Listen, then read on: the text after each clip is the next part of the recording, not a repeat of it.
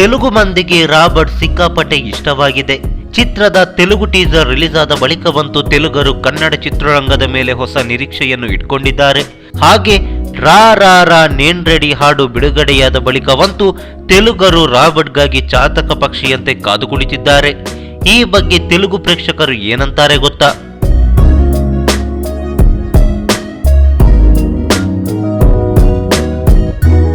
S, ರಾ ರಾ ರಾ ನೇನ್ ready ಹಾಡಂತೂ ತೆಲುಗರ ನಿದ್ದೆಗೆಡಿಸಿದೆ.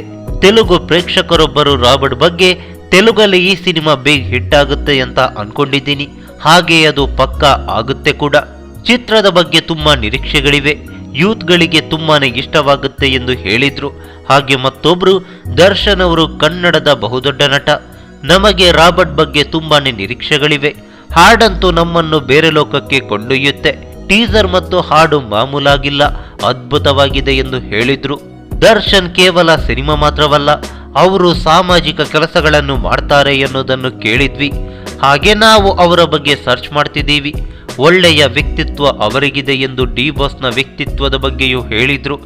ಇಷ್ಟು ಸಾಕಲ್ವೇ ನಮ್ಮ ಕನ್ನಡದ ಬಾವುಟ ಪರ ರಾಜ್ಯಗಳಲ್ಲೂ ರಾರಾಜಿಸೋಕೆ. ಜೈ ಕರ್ನಾಟಕ.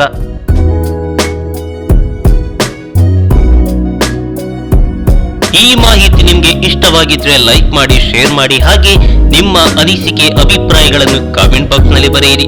ನೀವು ನಮ್ಮ ಕೋಸ್ಟಲ್ ಕನ್ನಡ ಯೂಟ್ಯೂಬ್ ಚಾನಲ್ಗೆ ಸಬ್ಸ್ಕ್ರೈಬ್ ಆಗಿಲ್ಲ ಅಂದ್ರೆ ದಯವಿಟ್ಟು ತಕ್ಷಣವೇ ಸಬ್ಸ್ಕ್ರೈಬ್ ಬಟನ್ಗೆ ಕ್ಲಿಕ್ ಮಾಡಿ. ಹಾಗೆ ನಮ್ಮ ಪ್ರತಿ ಅಪ್ಡೇಟ್ಸ್ ಗಳನ್ನ ಶೀಘ್ರದಲ್ಲೇ ತಿಳಿಯಲು ಪಕ್ಕದಲ್ಲಿರೋ ಬೆಲ್ ಐಕಾನ್ಗೆ ಕ್ಲಿಕ್ ಮಾಡಿ. ಹಾಗೆ ನಮ್ಮ ಹೆಚ್ಚಿನ ಅಪ್ಡೇಟ್ಸ್ ಗಳಿಗಾಗಿ ಕೋಸ್ಟಲ್ ನೆಟ್ವರ್ಕ್ ಫೇಸ್ಬುಕ್ ಪೇಜ್ಗೆ ವಿಸಿಟ್ ಮಾಡಿ. ಧನ್ಯವಾದಗಳು.